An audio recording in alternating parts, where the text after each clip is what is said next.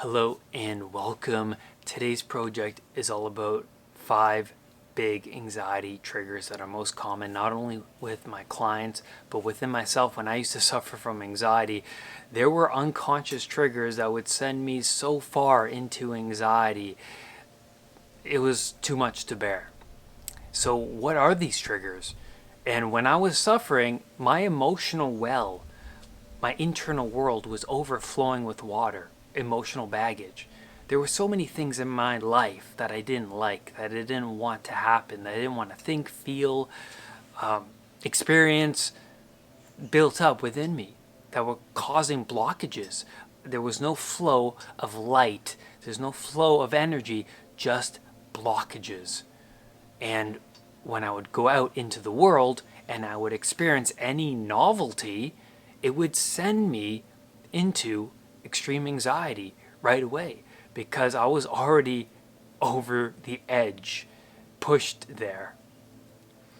Now, that brings me into the first trigger of anxiety, which is obstacles throughout the day that are very small that send me into emotional distress. So I can't find my keys in the morning, or I drop my phone on the ground, or I miss the train, or I'm running late, there's traffic.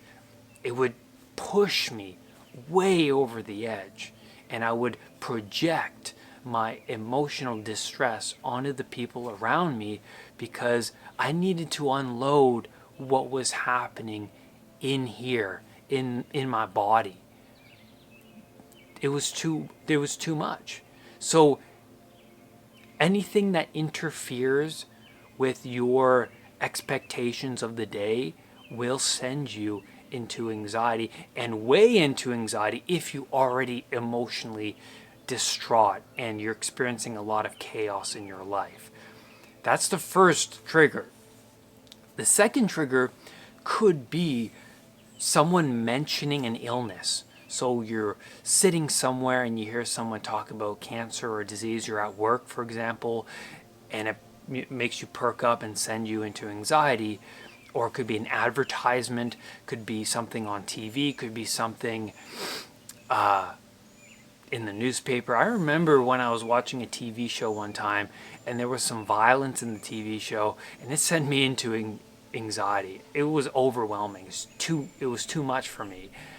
And that's just tells you how sensitive I was. And so the last video I did on my channel, which I'll leave a link below and above, which I highly recommend you watch, I talk about this reticular activating system within the body.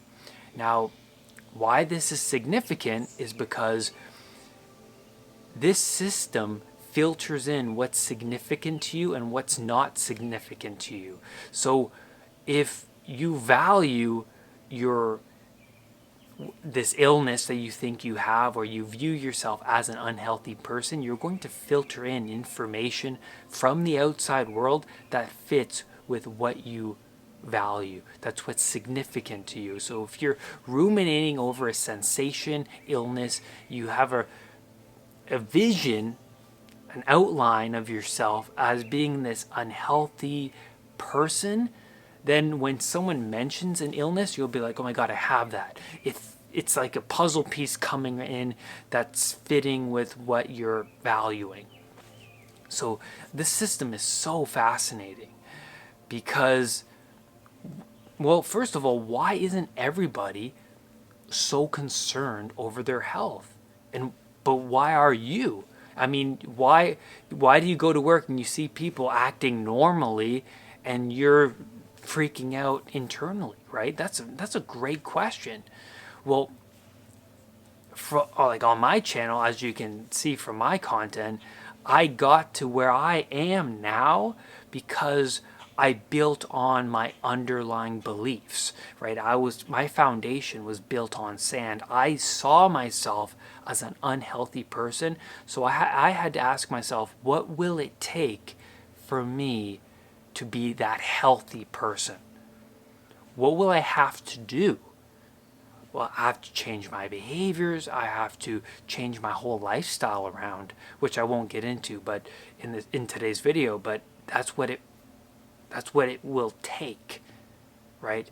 What am I doing daily that I know I should stop doing, but I just can't seem to? Oh yeah, I'm eating sugar a lot, and oh yeah, I'm watching too much Netflix, or I'm not getting enough exercise, or I'm not reading enough. Yes, those answers will come up. So the reticular activating system filters in, well, what's significant right now to you? And so that advertisement sends you into anxiety because it just turns the dial of that concern way up. The third trigger I want to talk about is Google, right? Massive one. It becomes an addiction to a health anxiety sufferer. And so the question is, why is it such a habit? Well, there's a reward, a strong reward for going on Google. First of all, Google provides you with an unlimited amount of possibilities, which is not good because the anxiety sufferer is already in chaos. There's too much information being bombarded within them that's causing them distress. So when they go on Google, it just opens up doorways to more possibilities. That's not helpful, because why would you want more possibilities when you're already in the unknown? Okay? But then you find some sort of answer. You find something on Google that says, oh, this could be this. And you're like, oh, some confirmation to the concern that I have over myself. That's good, right? But later that day, you're still thinking about the sensation. You're still focused on it. And you're still checking in on yourself. And then that drives you back to Google because you want to feel that reward again of that confirmation. You want that confirmation, but it's not going to solve the underlying problem, your structure, your belief structure, right? It's not going to solve that problem because there's something underneath all of this that is fueling your anxiety. So what Google does is it'll provide you with that confirmation, that reassurance, but then the underlying issue isn't solved, so then you'll go back to Google for the feeling, the reward, but it's not the solution. It just turns into a habit. And that's not a good thing for anxiety sufferers. The fourth trigger is thoughts and sensations. And I put these two together because it becomes a paradox, right? You get the thought, oh no, what could this be? The concerning voice. And then you get the images of what the illness could be. But then you also get the sensation. The sensation and the thoughts turn into a vicious loop. And then anxiety sufferers tend to check on themselves. They do a lot of checking. They'll check certain parts of their body. They'll check, the moles.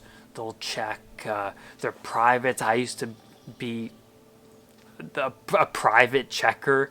When I would go to the bathroom, I'd check my urine and study my urine or my poo, for example. It was a vicious cycle. And the checking created a reward because it was like that confirmation. Like if I check, I get the confirmation that everything is okay.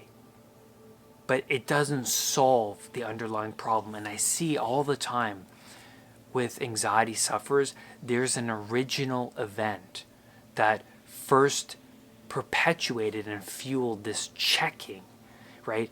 So when did it all start for you?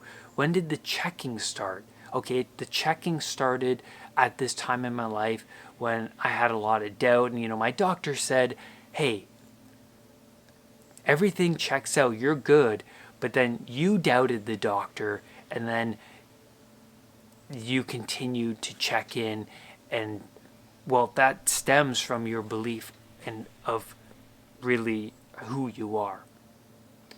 And so, yes, there is an original event there that facilitated the checking. So what is that event? Because now you're checking a year later, 2 years later, you're still doing it. And so it's a habit now. Now a habit is the thought, behaviors, and then reward, right? That make up the, it makes up the whole, the totality of what a habit is. And so look at the reward you're getting from checking. What is it really doing? Is it confirming something? Is it really solving the problem for you? Or is it just keeping you in this vicious cycle? Right? Important questions to ask. Now, the last trigger I want to talk about is past associations. This is huge. And the amygdala, the fight, flight, or fear response, the massive thing that's triggering your anxiety, right? The alarm bell, the boss of your anxiety. It works by associations. Now, this is so freaking cool because if you associate a situation with strong negative emotions, well, you don't want to go back to that situation. Your amygdala will let you know unconsciously, hey, this is where I don't want to be. It'll trigger past emotions, right? You had an experience at a Walmart, and you go back to Walmart and you just feel the strong urge to leave. You feel a strong negative emotion. That's the amygdala in action. It works by association.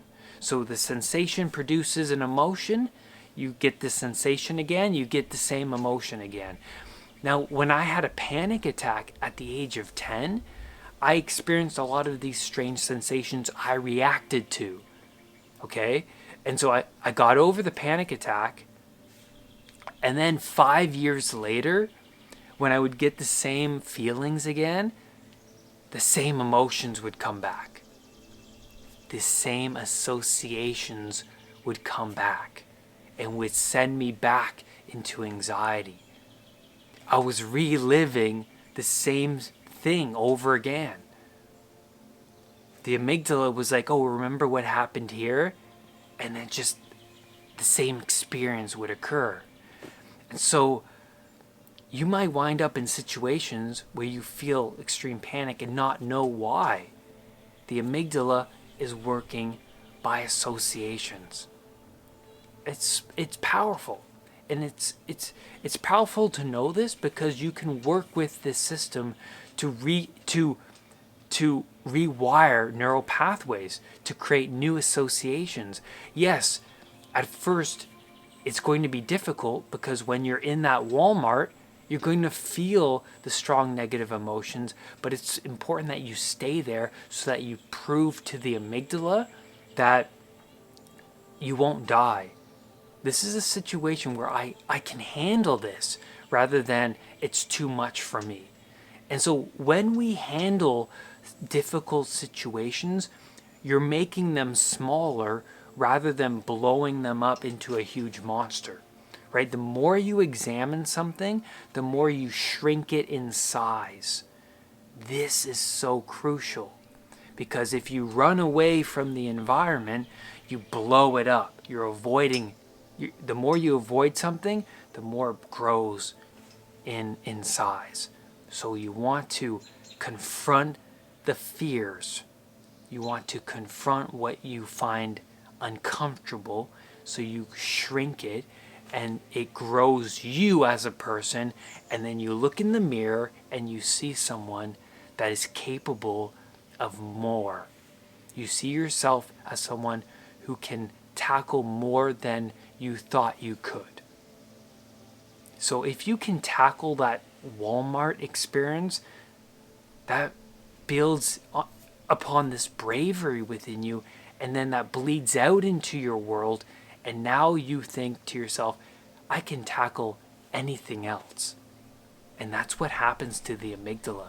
The amygdala says, hey, if I can handle this, I can handle the taxi cab ride, or I can go in the elevator, I can go on the subway, I can be in that meeting at work and conquer that. So the last trigger is past associations and also traumas, okay? Past traumas trigger your anxiety because you get a whiff of the cologne, that the same smell that the person that abused you when you were younger had on, and so the smell triggers that emotional event. So past traumas facilitate and trigger and fuel your anxiety. So you solve the underlying traumas, you create new associations. Reframing is what helps you do this. I do reframing exercises with my clients, so if you're interested in coaching with me, please click the link below. You can sign up and we can do reframing exercises together to solve and let go of past traumas, past high emotional experiences.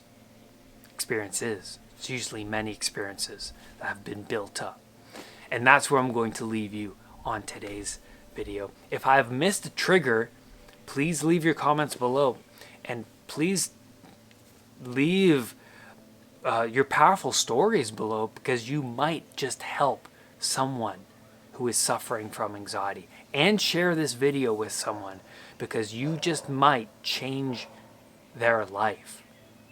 Do not let anxiety define who you are. I will see you on the next video. Bye for now. Make sure you hit that subscribe button and that bell so that whenever a new video of mine appears, you will be one of the first to know. Namaste.